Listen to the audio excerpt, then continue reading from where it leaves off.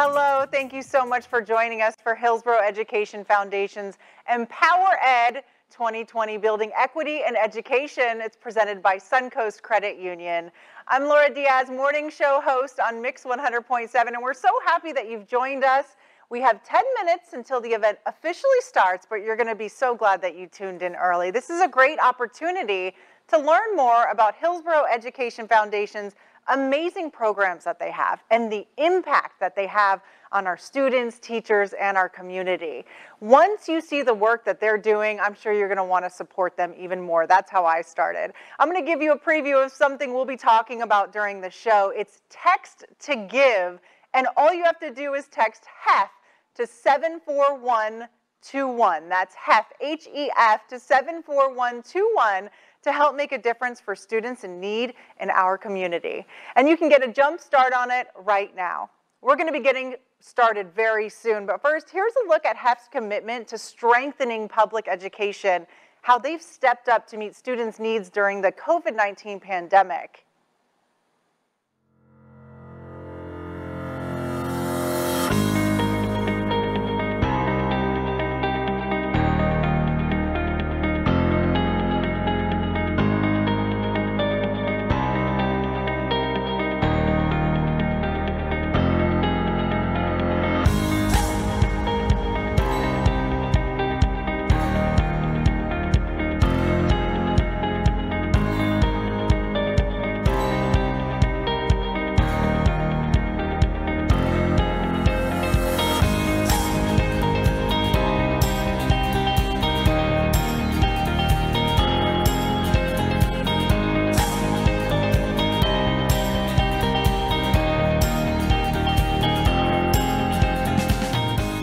Education Foundation is always calling us, how can we help you, what can we do, and they always are helping us, always are helping our kids.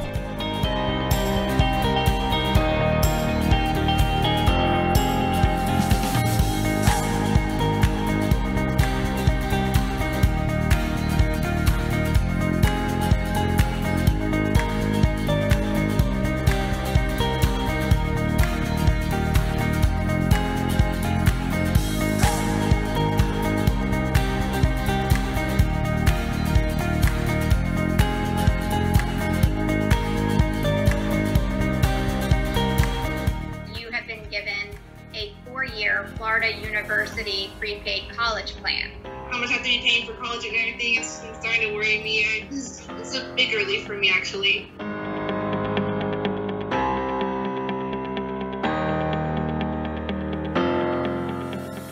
This is really useful because not only am I going to college soon, so I'll need a laptop then. I don't have a laptop at home. This will help me be really productive in my studies.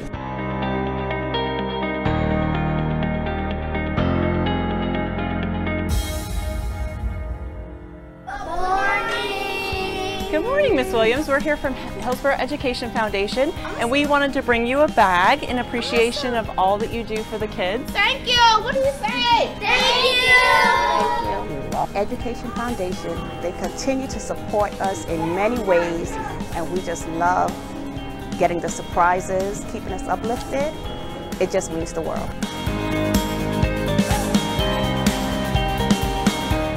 Hillsborough Education Foundation. They operate Go to Work Tampa Bay, a program helping connect students to careers. They were incredibly crucial. You know about resumes and you figure you just write out, what your previous jobs were, but it's just so much more than that.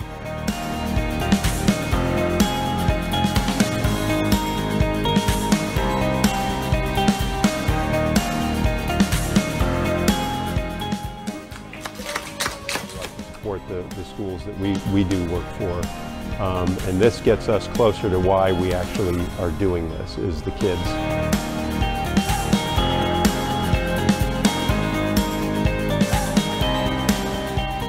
When they get the supplies, they're all happy and excited because some of our boys and girls don't have pencils and paper at home because that's something that we furnish at our school. So having that extra is really amazing for us. 4, so I could just have all my supplies and ready to work. This is a challenging time for all families, but especially those who have limited resources. Lack of abilities to purchase school supplies, as well as the technology. We were really concerned, especially our most vulnerable students who didn't have access, so we put together a digital equity team to try to solve for this problem. Wi-Fi devices that will have unlimited access to data. A hotspot would really help us, so the students are consistent and keeping up with their work. This will totally make a difference for them. You stepped in right in time.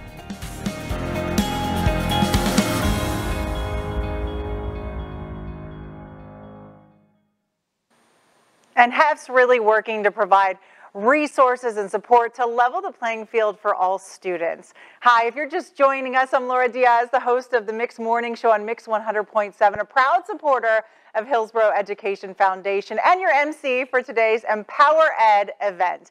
We're now about 5 minutes away from the start of today's show, and the final preparations are underway for what's going to be just a great event. We have a diverse group of speakers and panelists joining us to lead a courageous conversation about building equity in education, the barriers standing in the way of student success, and what we can all do about that. Superintendent Davis is here, and our 2019 Ida S. Baker Diversity Educator of the Year, Sandra Mishashi, former State Rep Sean Shaw. You're going to get to meet everyone shortly, but first I want to show you how HEF empowers teachers to succeed through support and recognition, and how they're giving students hope for a brighter future through their mentoring and scholarship program. It's one of the largest in all of Tampa Bay. Check it out.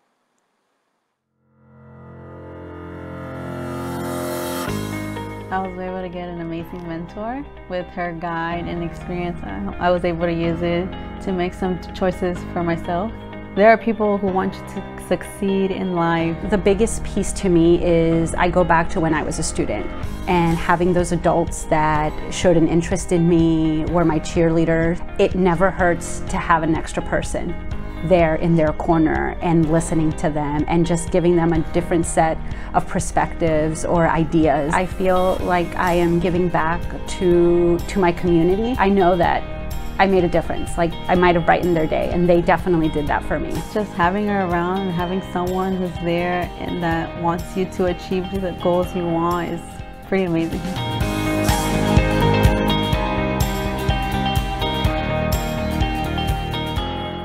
A mentor can change someone's life. This program helped me a lot, not only in the funds, but also the motivation, helping me, personally. It's been a great 5 years. A mentor can have that impact on other students too, so I feel like if you're considering it, do it. Be a mentor.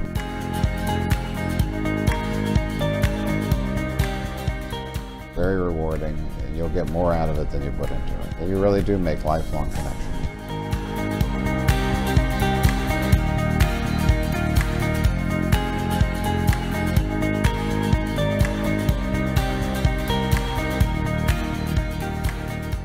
It helps out a lot financially because I don't have to worry about it. It makes them feel special, and it makes them feel like the classroom's a safe place where they can learn. To know that a student is starting day one with the same resources that any other student has, regardless of their situations, is something that I 100% love and go to sleep every night knowing good work is happening. When you don't have to come out of pocket and still have everything that you need to teach and give your kids, it's a great feeling. So thank you. The kids don't come to school with a lot sometimes. Thank you! It's amazing that they're able to do this for us because we're not always able to just go out and buy all this stuff for them, and just knowing that other people also care about us, and it makes the teachers feel really good.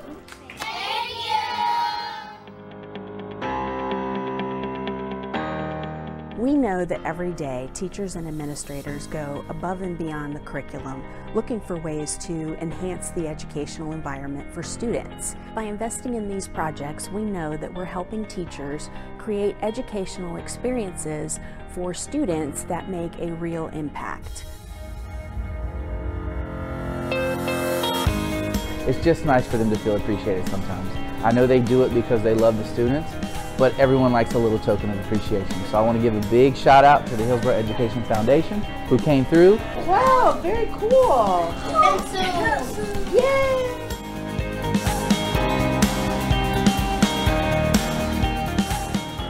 rewards just about every day.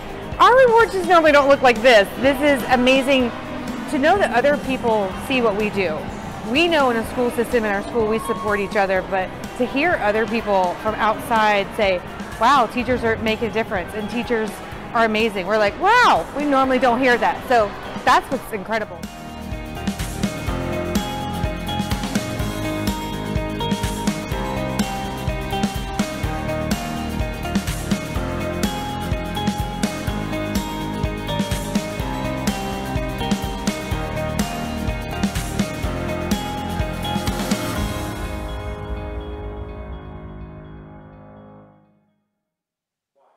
And with that, welcome to Hillsborough Education Foundation's EmpowerED 2020, Building Equity in Education, presented by Suncoast Credit Union. I'm Laura Diaz, morning show host on Mix 100.7. Welcome. We are coming to you live from Hillsborough Education Foundation right here on North Howard Avenue. Thank you so much for being here with us. This year's event, it looks a little different than in years past, no doubt about that. This is our first live stream EmpowerED event. But HEF's mission remains the same, strengthening public education in Hillsborough County. We have an amazing hour ahead filled with important conversations about how we can all play a role in building equity in education for our most vulnerable students in Hillsborough schools. A lot of inequities have been brought to light by the pandemic. Imagine families already struggling to make ends meet, forced to make the tough decision whether to pay the bills or put food on the table, or provide their kids with school supplies, internet access, and technology their children need for academic success. Could you imagine? In this unprecedented time, HEF has responded to these growing needs in our community so well. In the next hour, you're going to see how they've been building equity in education and the work yet to be done with your help. Before we kick things off, I want to take a moment to thank the sponsors who are making this event possible. Our visionary of equity, Suncoast Credit Union, has proudly served as presenting sponsor of EmpowerED for many years. We really appreciate their long-standing support. Our developers of equity, Ann and Eric Lentz, City and Publix Supermarkets Charities. Our designers of equity, Humana, LV Thompson Family Foundation, Mosaic, TICO, and the University of Tampa, as well as our engineers of equity and builders of equity that you can see listed on your screen. And the media sponsor for EmpowerED, Tampa Bay Times. They're also in our e-program that's included in an email you might have received this morning, or you can find it on HEF's website at educationfoundation.com/EmpowerED2020. It really takes all these community partners coming together to help HEF strengthen public education in Hillsborough County. So thank you so much for your support. Also new this year, since we aren't together in person, you'll have the opportunity to text to give. I love this. Throughout the program this afternoon, we'll be asking you to consider giving a gift of support to Hillsborough Education Foundation. It's so easy to do. You can see the number on the bottom of your screen. You just text HEF, that's H-E-F, to 74121 to give. HEF to 74121, and you can help out. Your financial gift is going to directly support students and teachers through a number of HEF's programs, from school supplies, scholarships, mentoring, classroom grants, and so much more. But your impact, it goes far beyond your donation today. HEF believes education is key to a prosperous community. Supporting our students right now ultimately strengthens the future of Tampa Bay. So with that, I'm going to introduce an amazing woman, good friend of mine, who many of you know. She's a champion for children and a fearless leader fighting for equity in education. Hillsborough Education Foundation CEO, Kim Joel.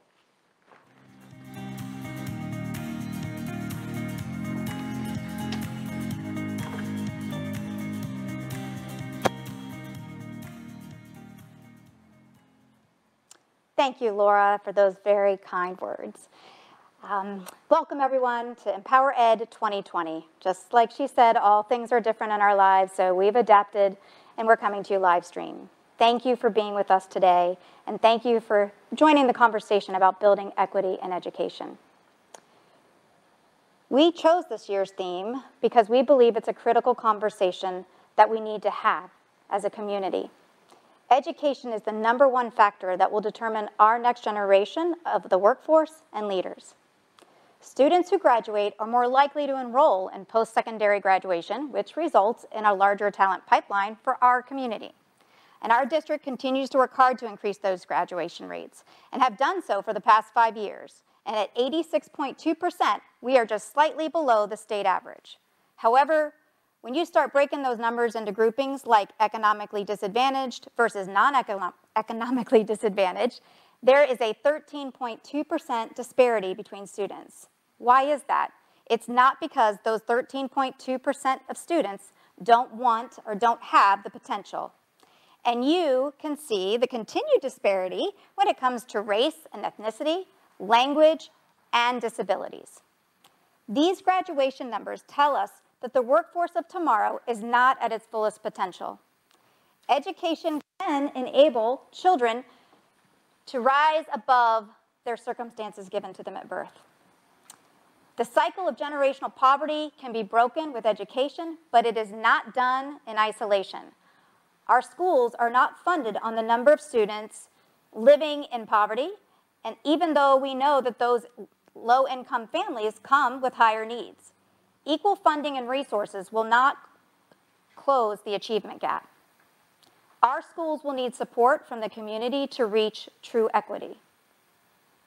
In this image, equality is giving all the people the same size box. And you can see the child on the right can't see over the fence. The shorter student needs more of a boost to be successful. I can relate to that box size. Matter of fact, I'm standing on a box, but you can't see that being live streamed. But this is what equity is. Equity is about having every student having the tools and support they need to be successful. It is about giving a child the right box, their box. Equity is essential for us to reach achievement. Hillsborough Education Foundation's mission is strengthening public education because every student matters and has potential for success. We believe every student should have access and opportunity to benefit from a high-quality education. Thanks to longtime partners and donors, many of whom are our sponsors here today, HEF provides an average of $7 million annually to programs and initiatives that largely focus on 60% of the students, of the 225,000 students that are economically disadvantaged here in Hillsborough County. Roughly 3 million of that goes to ensuring students just have the basic school supplies and that teachers don't have to use their own monies. We would not be able to provide that level of support if it wasn't through the help of incredible volunteers who this past year gave us over 3,100 hours to make sure our store was functioning. So I would like to take a moment to recognize a very special volunteer, Bob Emmerich. He's actually in the other room, so he doesn't know this, but I am excited to share that, Bob, you are our 2020 Sioux House Volunteer of the Year. He has been a volunteer with us for 17 years. There is only one person that's volunteered for us longer, and that is the founder of the program, Sioux House, who the award is named after. He has given us over 890 hours, and I'm pretty sure 300 of those have just been during COVID time. So Bob, thank you, and thank you to all of our Teaching Tools volunteers for giving us the ability to serve our students and teachers in that way. We also have other ways that volunteers make an impact, and that is our amazing mentors and our Take Stock in Children program. Last year, we provided 359 middle and high school students with a mentor, college success coach, and the commitment of a 2-year Florida prepaid college scholarship. There are so many students with incredible potential who just need a caring adult to encourage and support them. The gift of time is the greatest gift you can give another. And while I would love your financial support, I would love even more for you to give the gift of time to a student. With COVID, we've transitioned to virtual mentoring so that you can even mentor from your home or from your work. But I am extremely proud of the work that our team has done in response to the COVID and the pandemic to continue to support students and teachers. And I was honored to receive, because we earned it all collectively, to be recognized by Mayor Castor with the COVID-19 Heroes of Tampa Bay Award. As students transitioned to e-learning this spring, we created a digital equity team to identify the issues that families were having in accessing the internet, including getting those 2 free months that were provided by a provider. Thanks to generous donors who also recognized the need, we were able to close the digital divide and provide Wi-Fi hotspots to more than 800 students, all those at-risk students, giving them access and ability to engage in their e-learning. Through this work, we have learned that it isn't just about access, it's also about knowledge, and that we need to empower our parents with technology and knowledge so that they too can be engaged in their child's learning. The digital divide was first coined in 2001, and it is about uneven distribution in the access to, the use of, or impact of information and technology. COVID has exposed and exacerbated, that was a hard word for me to say, but I put it in here anyway, exacerbated the digital divide. And it's creating an educational crisis. So I want you to look at these photos. The one on the left is from 2013, showing students doing their homework at McDonald's, one of the few places they could access the internet. It's part of a Wall Street Journal story called, the web-deprived study at McDonald's, sorry. So let's say that again so I say it right. The story was titled, The Web-Deprived Study at McDonald's, pointing out the concern that schools were increasingly relying on online tools, but online access was far from universal. And then you can see the effects on the right, where restaurants close their doors, kids no longer have access. So they were forced to try to complete their homework on the corner there so that they would have access to internet. Is that what we want for our students? I know that's not what we want for Tampa Bay. Equity in education is critical for us to have a thriving community. It plays a significant role in determining what our social and economic future looks like. If we want Tampa Bay to be the best it can be today and for all of our tomorrows, then it starts with a community and investing in education. Okay, so there is no better way than to hand off the next part of the event to someone who knows that and invest heavily in education, not just here in Hillsborough County, but throughout the state of Florida. Suncoast Credit Union President and CEO Kevin Johnson is our next guest. Kevin serves on our board, and we're thankful for all he does. He recently just delivered supplies to 7 of our highest need schools. And so Kevin definitely gives, and he puts his time in and makes a difference, but so does Suncoast. And we're so proud to have them as a sponsor and for all they do for education. Please join me in welcoming Kevin Johnson. No? At Suncoast Credit Union, we're committed to helping our members live their best lives. That's why we offer free services, money-saving accounts, and special discounts like our Community Heroes Mortgage that helps educators and other local heroes save money on a home. Providing the best financial products and services is just the start. Improving our members' lives means doing everything we can to enrich our local communities. Our entire Suncoast team is committed to giving back, volunteering more than 33,000 hours a year in the communities we serve. We also give our members the chance to make a positive impact because we donate 2 cents to the Suncoast Credit Union Foundation every time a member uses their Suncoast credit or debit cards. Since it began, the foundation has provided more than $29 million to help local children and young adults with things like educational resources, medical necessities, and college scholarships. Suncoast is proud to help create a brighter future for our members and communities.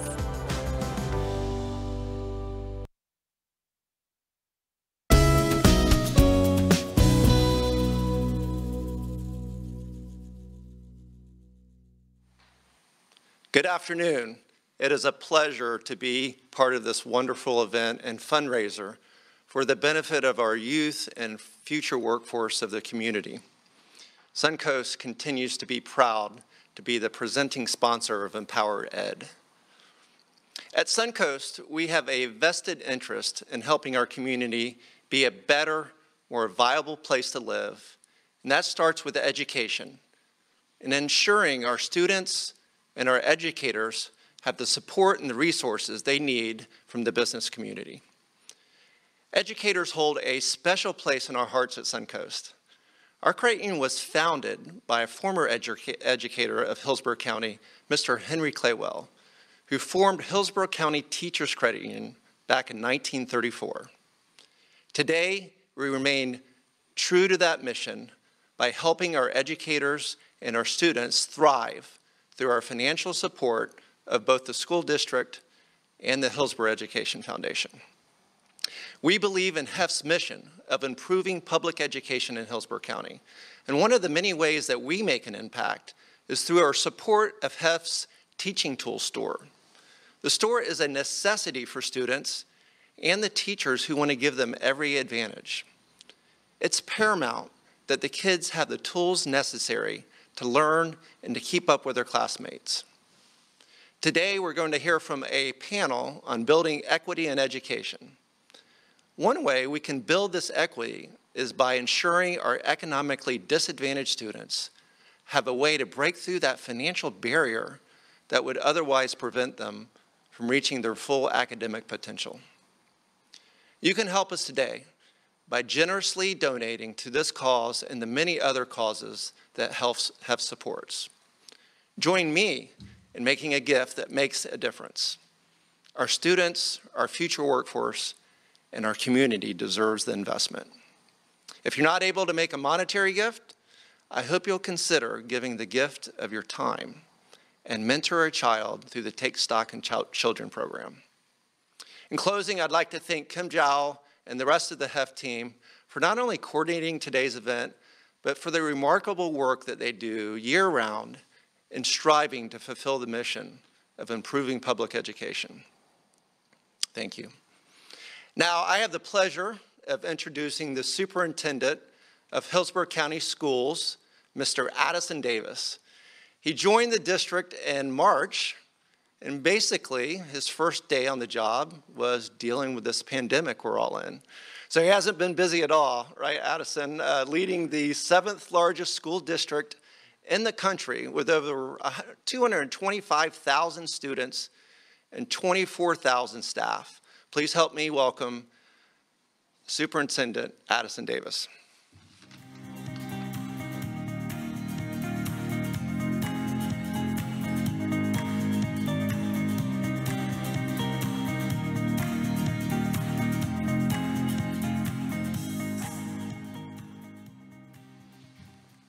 Thank you so very much, Mr. Johnson, and we appreciate what Suncoast continues to do for our educational system and the 24,000 employees that we serve every single day.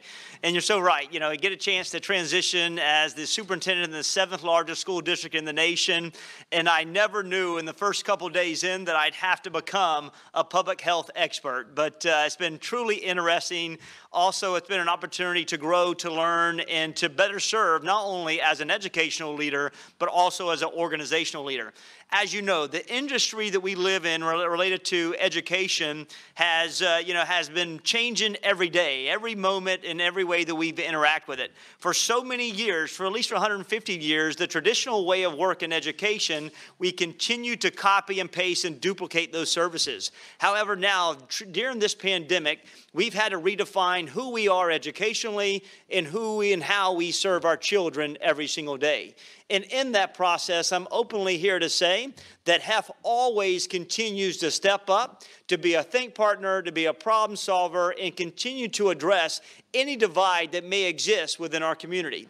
But I'd like to say that we have focused openly during this pandemic of how we transitioned from a brick and mortar educational institution to one that services our children in a virtual manner. In those first few days as superintendent of schools in Hillsborough County, we had to adjust on the dime.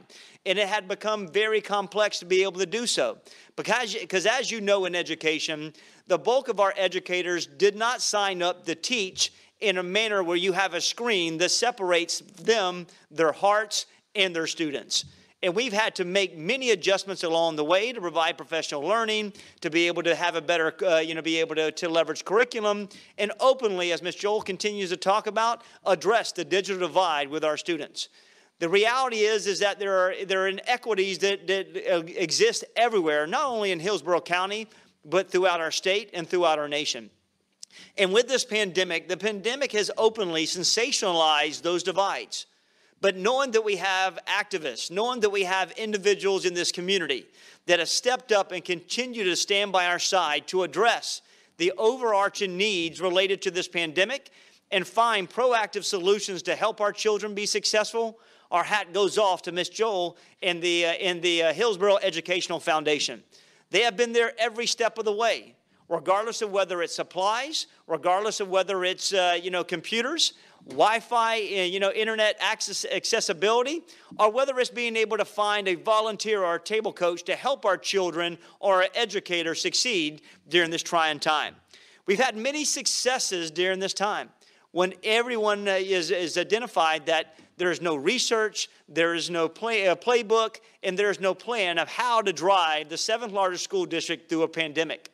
However, with individuals willing to lock arms and step collectively to be able to address all of the things and all the gaps that exist within our community related to COVID and the pandemic and education, we've had many successes that allowed us to transition in an efficient and effective manner. Those are being able to create a digital platform on the dime. As you know, we had ESB, and we transitioned from brick and mortar to ESB, allowed us to do some really cool things.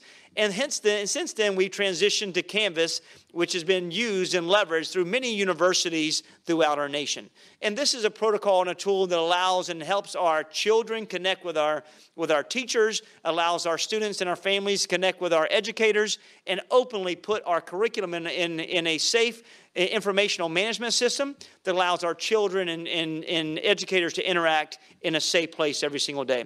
We've also had to create Zoom protocols. As I said, that screen has created much separation in the educational system, but to be able to find proactive solutions to create opportunities for our children to interact safely with our teachers every single day. And then we've also been able to leverage partnerships such as HEF to be able to address many divides that exist. And coming in through this process, we had 28,000 units, computers, mobile devices to be able to extend to 220,000 students. As you know, that ratio, it was not in a manner that allowed us to be uberly successful to addressing our students. However, HEF stepped up. They stepped up, and internally we've leveraged, federal grants in order to purchase 46,000 devices and over 2,000 Wi-Fi hotspots to make that connectivity. In addition, though, we've also have inequities and opportunities to grow and to develop. In this process, we've also, know that there's also not only inequities related to the hardware to be able to get computers, but also infrastructure, whether it's in South County, Plant City, in multiple particular areas. And there's also the affordability to have accessibility to those digital makeups so our students can continue to learn. And then one of the biggest things we've had is our parents and our caregivers' inability to stay home and truly be that table coach and that first educator to help our children be successful. But with all these hardships and with all the being able to create the complexities of coming to school, not coming to school, and being able to create choice, we've done and taken proactive steps to be successful every single day. But in this, equity continues to lie in the forefront of education, especially with COVID-19. We continue to address and try to address meals within our communities. We know that why we have a number of our students, close to 100,000, transition to e-learning. Those individuals, we continue to plug away to make certain that they have devices and Wi-Fi, but also the necessary meals to help them continue to grow. We've given out over 6.4 million meals to our community to give them the nutrition that they need in order to think and to be able to compete within our classroom and our content. We've also seen barriers related to, scheduling, being able to make certain that we have sufficient number of allocations to address both brick and mortar and at the same time e-learner. And then also the mental health and wellness of all of our students with their e-learning, with their inability to have accessibility, has made us more than ever to be able to leverage psychologists, social workers, school counselors, and teachers to have that connectivity to address any issues they may have. But all this to say is that one thing we can tell you is that HEF stands with us and stands with Hillsborough County Public Schools. They have been remarkable to be able to address any deficiencies or any needs, and not only from a financial perspective, but ones that allow us to address supplies, scholarships, ongoing materials in classroom libraries for our children, growing STEM initiatives to make certain that we have robotics, you name it, they continue to stand. So I thank HEF, and I encourage everyone that's watching today to stand with us, to be able to take advantage of this opportunity, for you to text HEF, H-E-F, to 74121. That will help us. That will help us continue to help our children and provide the necessary resources to all of our teachers, all of our educators, so that we can create endless possibilities in every one of our classrooms. Many thanks to Suncoast and all of the individuals that have partnered with HEF to be able to make this a reality. But more importantly, we have got to acknowledge a champion of a change within our community, and that is our fearless leader of HEF, Mrs. Kim Joel. Thank you so very much.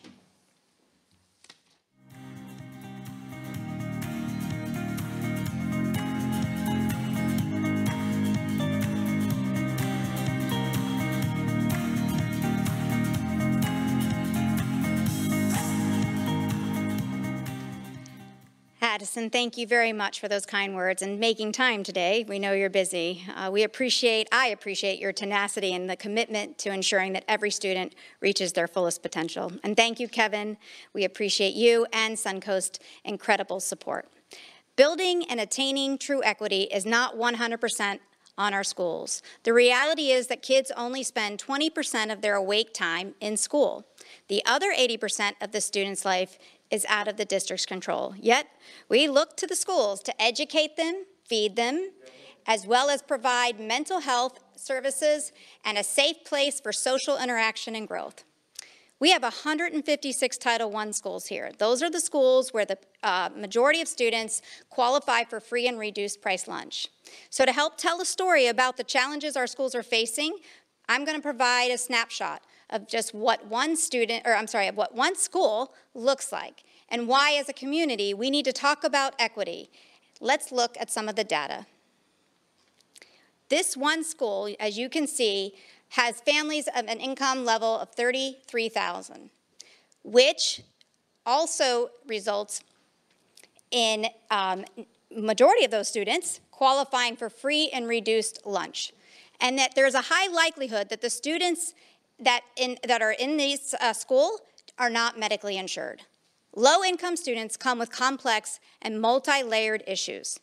The school has a challenge when only 33% of their new students are considered kindergarten ready at day one. Early learning is critical, yet only 52% of our students here in Hillsborough County start kindergarten ready. They also are challenged with consistent attendance of students, as you can see. So if kids are not in school, they are not learning, and they will not perform well on standardized tests, which is what mostly the state grading system of schools consists of. So this school, like many, have installed a washer and dryer so that their kids can have clean clothes. That's what our schools are doing. They're getting laundry facilities because it's been shown to improve confidence and attendance in students. The data point here that's made is one that literally made my jaw drop. Only 43% of students who started the year at the school were there at the end. Can you imagine how disruptive that must be, both for the teachers and the students, to have more than half of their students or classmates change? We have higher than average mobility rates here, meaning families frequently change their residence. Stability in residence, school, and attendance support better learning. Hillsborough County's transportation system and our affordable housing need to be part of the discussion around achieving equity in education. And given all these statistics, we should not be surprised to know that less than 30% of the kids in this school are proficient in math, English language arts as well. So, providing individual tools and supports to students requires money and resources. And yes, schools receive government funding, but those dollars are heavily restricted and limited. Most of our highest need schools don't have discretionary funds that other schools get from fundraisers, booster clubs, and PTAs. Like most high schools with like schools with a high percentage of students on free and reduced price lunch, They don't have an active volunteer-led PTA, and we know that PTAs are powerful resources and supports to schools. So we're grateful that we have had some local PTAs step in and provide support to these high-need schools, both in their time and of giving of their financial funds, and HEF was able to support that match. So let me give you an example. For less than $200, they put on a slime night STEM event, and they hosted a pancake breakfast for students with perfect attendance. Word started to spread among students that if you get a perfect attendance, you get to go to the pancake breakfast. So that $41 in pancakes and a morning of volunteer time helped increase attendance by 25%. But school dollars don't pay for things like that. So I also want to make sure to take this opportunity, because this is something I learned, that PTAs, you don't have to have a child at the school to be a member of the PTA. So as a community member, you could step up and lead a very powerful resource for schools and be part of a PTA. So if you're interested, please feel free to call us, and we're happy to connect you and get that started for you. So I know that the data I shared with you looks pretty awful, but I need to make sure to also tell you that I've been to this school, and it is not representative of what that school is doing to change the numbers. They are doing amazing things. I mean, really amazing things. So I got to step away so my panelists can come up. So let me step over here for a second.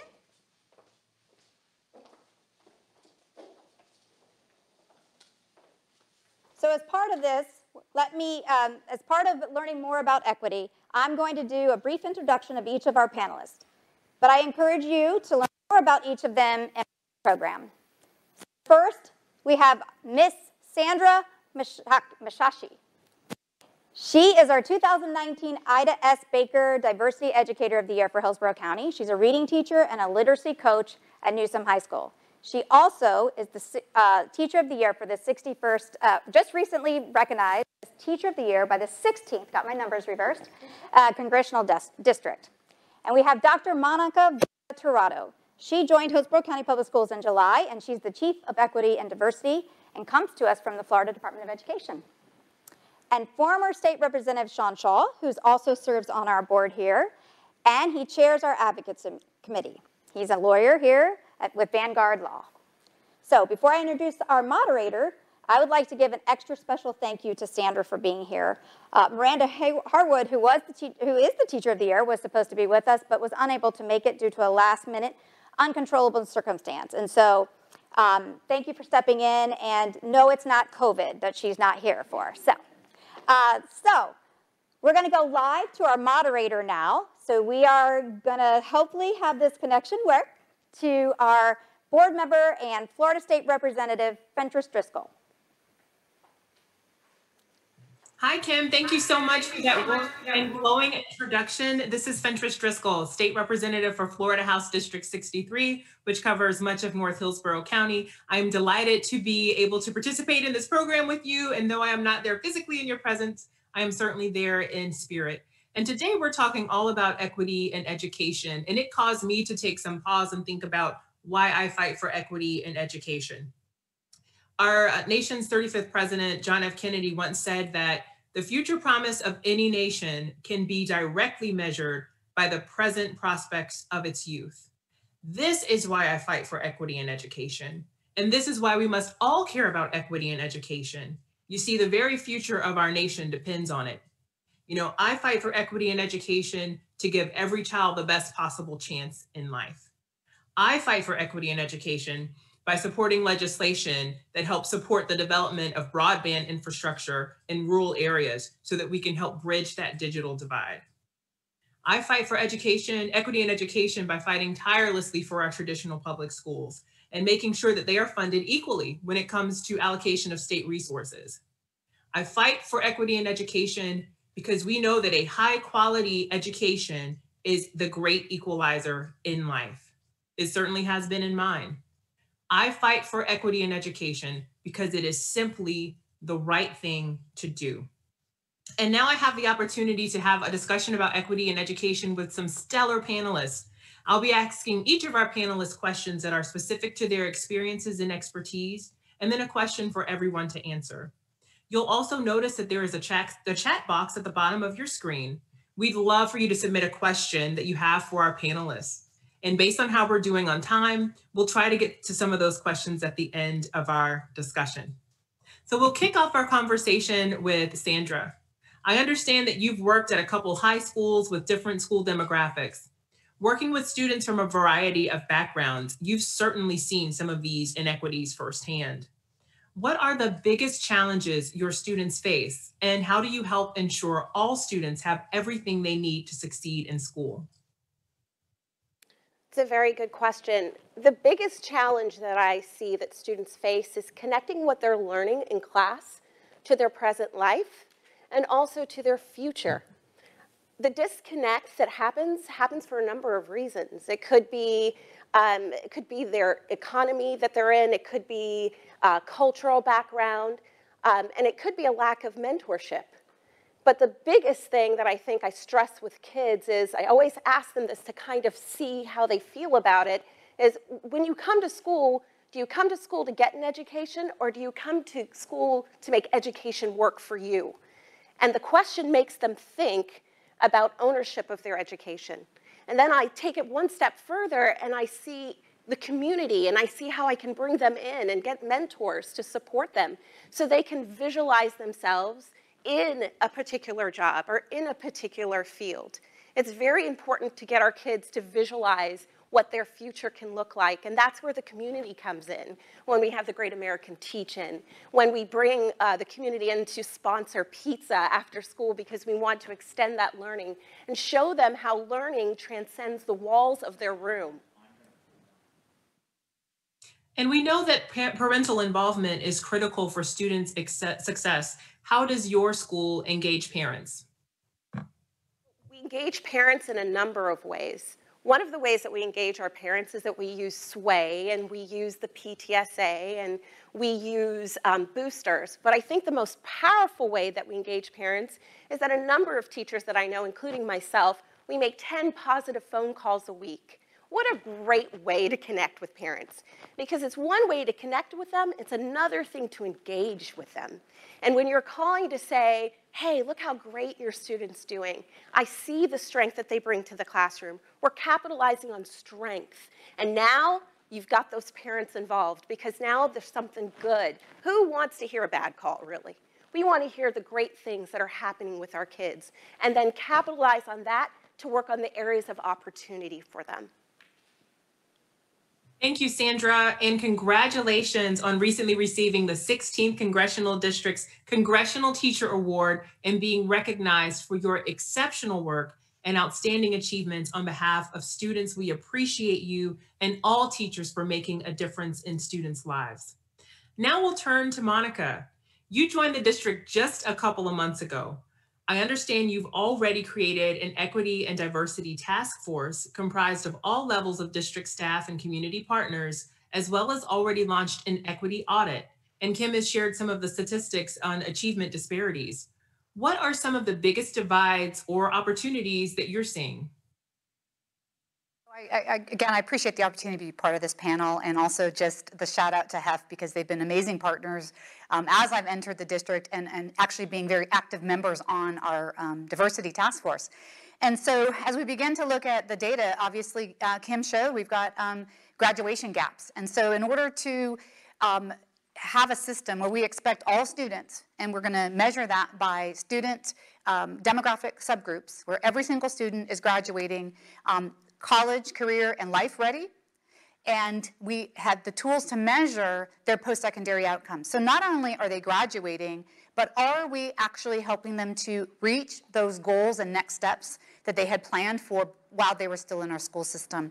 And so our task force is using both quantitative data and qualitative data, both that we've gathered through stakeholders, through surveys, and now we're going to engage in focus groups through the equity audit to better understand what are some of those barriers that currently exist that are contributing to the data that we see. We see gaps.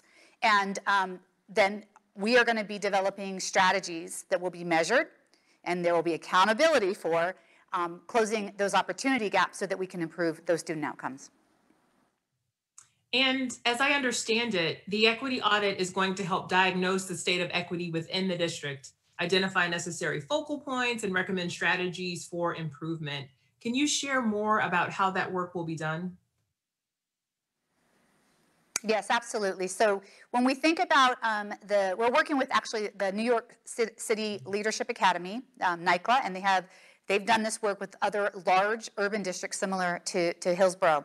And so there's domains that they look at. So you're looking at the system. So everything from, do we have culturally responsive curriculum? Do we have diverse educators? Do our students have the opportunity to see educators and leaders all up and down our organization that reflect their demographics, that speak their language, that understand their perspective? So looking from personnel to transportation, what barriers exist currently that are eliminating opportunities for students to perhaps be in that program that is accelerated or has a particular choice of their that they would want to participate in? Is transportation a barrier? What do we need to do about that? And then to scheduling. So which students are getting into rigorous classes? And do we have any barriers that we need to examine and eliminate in terms of how students are scheduled into those advanced courses that allow them to make that progress that's necessary to be successful not only in school, but post-school as they move into adulthood? Thank you, Monica. We're looking forward to seeing the results of the audit and the impact of the task force to build equity in education for all students. Thank you very much. And now, last but not least, my very good friend, the Honorable Sean Shaw. Sean, the Hillsborough Education Foundation's board adopted 4 priorities for our advocacy efforts. They include support and expansion of mentoring programs, prioritization of teachers' compensation, increased access to early learning with high quality instruction, and investing in K-12 public education. Can we talk about that a little bit? Investing in K-12 public education encompasses a lot. So will you share more about what HEF would like to see happen? Well, I think at a minimum, HEF would like to see us as a state improve from being 45th in the country in education spending. And of course, we always talk about how important education is, how important our students are, how important our teachers are, how important our personnel are. But for some reason, that doesn't translate in the budget that's released in Tallahassee in the right way, in my opinion.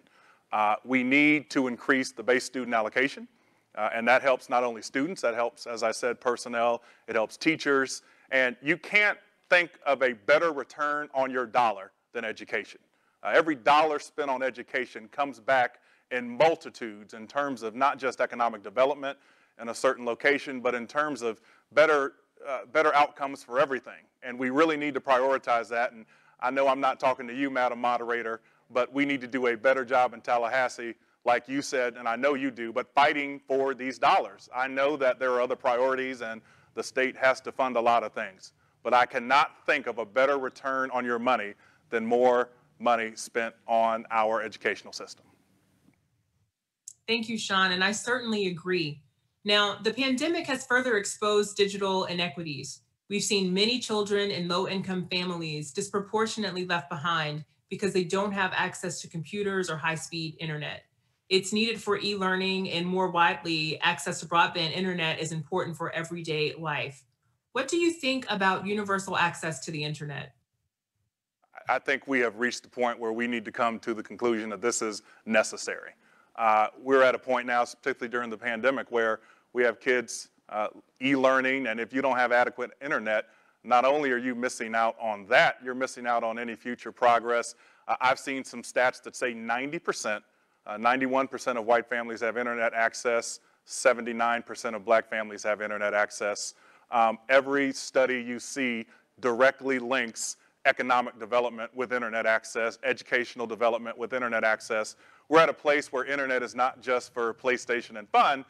Internet access is essential for us to have educational equity, and I'm going to put this on the lap of legislators again, but we need to make sure that we're prioritizing that in the budget. We need to stop just talking about things. We need to stop talking about how important education is, how important internet access for everyone is, and put some money behind it. That is the way that we show that we really care about these things rather than just talk about them. That requires us to prioritize these things in a way that leads to them being in the budget, leads to them getting passed out of Tallahassee, and leads to more kids having access to internet so that they can learn. That's right. We can't just talk about it. We have to also be about it. So thank you, Sean, and thank you to all of you. During our discussion, Kim has been monitoring the chat box. Kim, are there any questions coming in, or do you have a question for our panelists? Room for one, and so I would like to put that out there, but there are a couple more. What we make a commitment to is answering these questions and posting them and putting them back out to everyone. But we'll take this one real quick, and it's to you, Dr. Monica, and that is, I think this is important. We need minority teachers and Black teachers in all our schools. Is this part of the equity audit? Yes, it absolutely is. We do not yet mirror the demographics of our students in our districts, and not only for Black educators, but Hispanic educators. The majority of our students are students of color in this district, and yet the majority of our educators are not. They're white. And where we do see the majority of our people, adults of colors, or educators of staff of colors, are in positions that I respect highly, our food service, our custodial staff, our bus drivers, but our students are not seeing their teachers, their school counselors, their principals, their district leaders, et cetera. So with that being said, what we would like your help with is, I strongly believe that we are one of the few businesses that has the potential for future workforce as a captive audience. Today, we have our future workforce in our schools. So we are going to do a better job of reaching out to those high school, those middle school students, and getting them excited about joining our education teams, any area of our system, but in particular ensuring that we're really doing a good job recruiting our young people to consider joining education, whether it's being a teacher, being a counselor, being a psychologist, et cetera. We have a lot of ways they can serve, and we need them. So we're looking forward to, through our mentorship programs and our partners out there, help us get involved with that, help us reach out to our youth so that 4 years from now, the kids who are in high school are leading our classrooms as teachers and then moving on to lead our buildings and lead our district. Okay, well, thank you very much, Fentress, for joining us from afar and moderating this. And thank you to Sandra, Monica, and Sean for being here and being part of the courageous conversations. I hope that this has provided insight to this very real issue, and it's important that we continue to not only talk about it, but we actually take some steps in each of our respective roles and all do our part to help achieve it. So thank you. I'm gonna pause while our panelists get up so we social distance, and then I'll do my next part.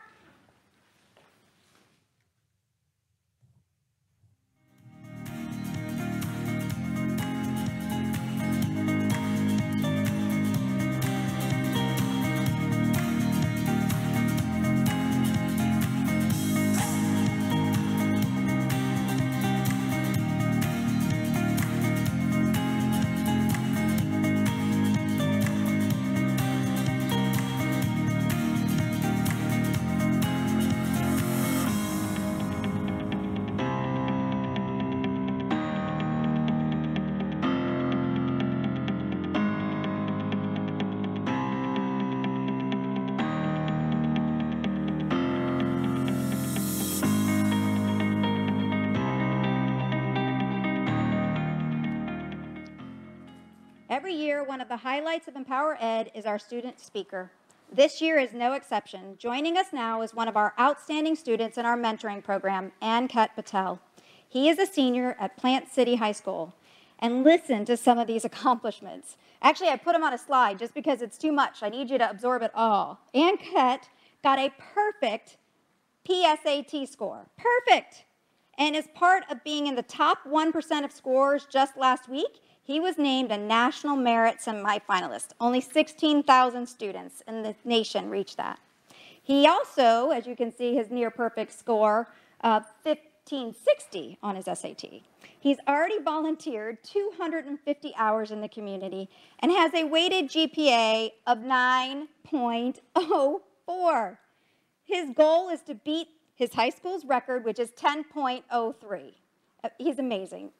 We're so proud of you, Anket.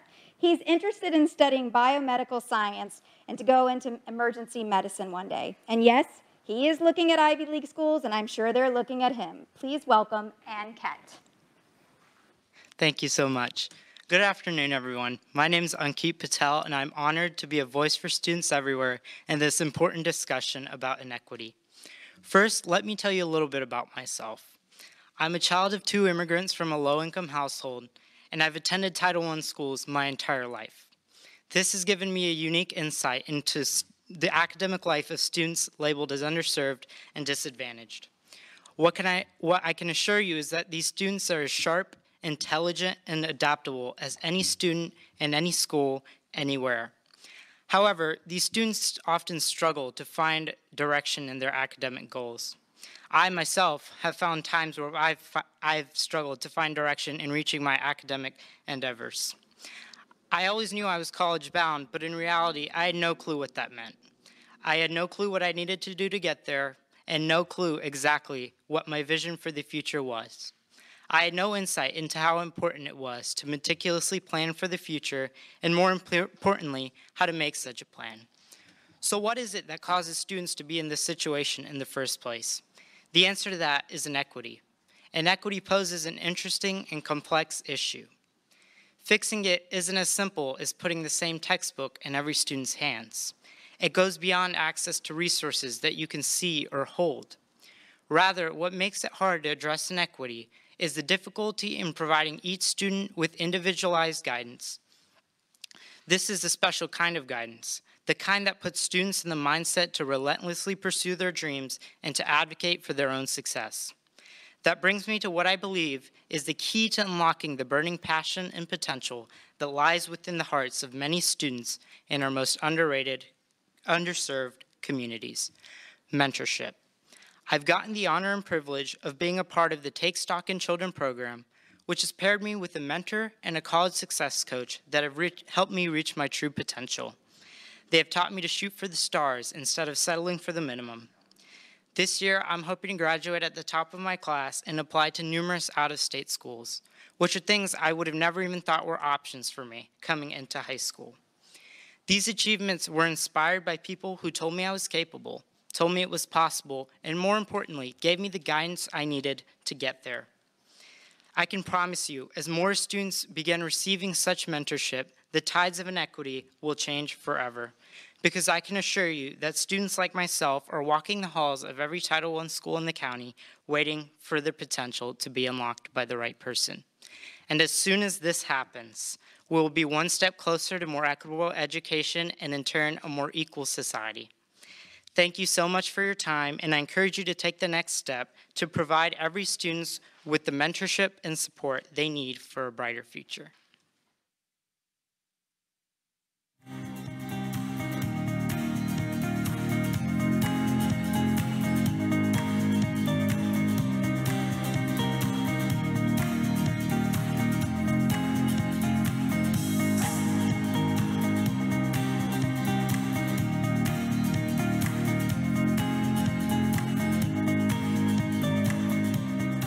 Thank you so much, Ankit. I am beyond impressed. I think I got a 1200 on my SAT, and I thought I was better than sliced bread at that time. I'm not showing mine.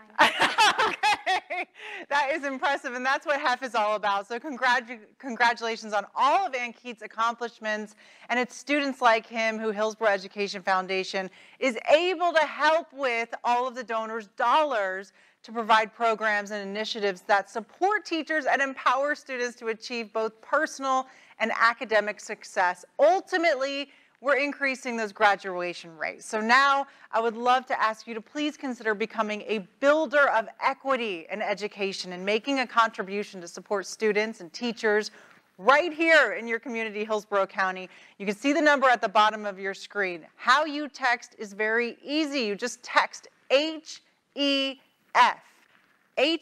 to 74121. You can follow all the prompts once you send that initial text message. And we're going to give you a few minutes to complete that. And while you do, Kim, can you give us some examples of the impact that the generous donations can have on students and teachers here in Hillsborough County? Well, you know I have lots of those, Laura. So building equity is going to take resources and it's going to take time. But there should be urgency around this issue. Our most vulnerable kids are falling behind. So there are a multitude of needs and an equal number of ways that people can help. But for a gift of $35, a student can have a backpack filled with just their essential tools and school supplies. A gift of $240 can provide unlimited internet access to low-income families for a year. And $650 can provide a child with a Chromebook and unlimited internet access for a year. And I know it's a big gift, but $5,000 can give an 8th or a 9th grader access to a mentor, college success coach, and at least a 2-year Florida prepaid scholarship. And you could do it in a pledge of a monthly gift of $83 for 5 years, and that will support one student in our mentoring program. So we're also looking to launch a literacy program this year that will provide resources such as reading partners and tutors to students in grades K through 3 who are not up to the reading level that they should be. So these donations can help us get that support started. That's very, very important. And, you know, we understand with the pandemic, for some, money's obviously going to be a little bit tight right now. And there might be other ways you're looking to support building equity in Hillsborough Education Foundation. And Kim, there's always the opportunity for people to give the gift of their, what's that that's so precious? Time. Yes, I know. Yes. So, yep, we offer a variety of ways to volunteer. We have in both as individuals or as groups. Businesses and organizations have been really incredible in supporting our Teaching Tool Resource Center. So we have projects that even people can take home, spend their time packing up things for our teachers, or coming here, social distancing, and helping us distribute those school supplies. And of course, we've talked about mentors are needed so badly, and we've heard about the power of mentoring. You've seen it. You know, there's not a lot of Ann-Ket. She's a very special student, and we know that. And we're so thankful that we were along on the journey with Ann-Ket. But there are many students out there who need us. So please consider giving to us to help us continue that great work. And we just want to say thank you so much from the bottom of our hearts to anyone who has contributed anything that you can to support students and teachers in Hillsborough County. I mean, even something like $20 goes a long way. You know, we're getting word that so far we've raised some money already, Kim? Yes, $120,000. Oh, $120,105 we're up to. Don't miss the 105 now? Yes, because everything matters. Everything matters. Wow, that's incredible. And this is just an incredible foundation for us to continue building equity in the Hillsborough Education Foundation. Wow, $120,000. And I know not everybody might be comfortable texting. You know, I'm at a... I don't know. I love the texting idea. That's way easy. Yes, but the screens are smaller when you reach certain ages. So if they're not comfortable with that, our website, educationfoundation.com, like every good not-for-profit, has a big donate box up in the right corner, and it's blue. If you would prefer to do that. And we are still getting our mail daily because we're here giving out school supplies. So if a check is better, you know, any and all support would be greatly appreciated. We can and we must do better for our students. So on behalf of our staff and board of directors, thank you for being with us today to discuss the importance of equity in education. I hope you will join us in taking action to close achievement gaps. And a special thank you to our EmpowerED sponsors who have already stepped up and stepped in to help support education. Thank you to our speakers, Kevin Johnson and Addison Davis, our panelists, Sandra Masashi, Dr. Monica Vera-Tirado, and Sean Shaw, and to our moderator, Fentress Driscoll. And a special thank you to Ann-Ket Patel for sharing his story and his wonderful words of wisdom with us. We are very proud of you, and we cannot wait to see what you accomplish, Ann-Ket. And to reimagine fundraising experiences for helping us adapt to this new world of pulling off or pulling on, I don't know, a live stream event. And a special thank you to you, Laura Diaz. You are a wonderful gift to us. You personally give to HEF, and you use your wonderful radio voice to tell the story and spread the word about the ever-changing and demanding needs of students and teachers. We love iHeartRadio and Mix 100.7. So my final thought for this event is, friends, today we listened and we talked about equity, but tomorrow it's about, as a community, that we need to step in and take action. Thank you. Thank you so much, Kim. And, you know, now that you know a little bit more about HEF and the impact that they're making, I hope you can support them, not just today with your gift, but throughout the year. And again, we can't stress enough, if it's not money that you have a little extra of, don't forget to donate your time and become a mentor. Thank you so much.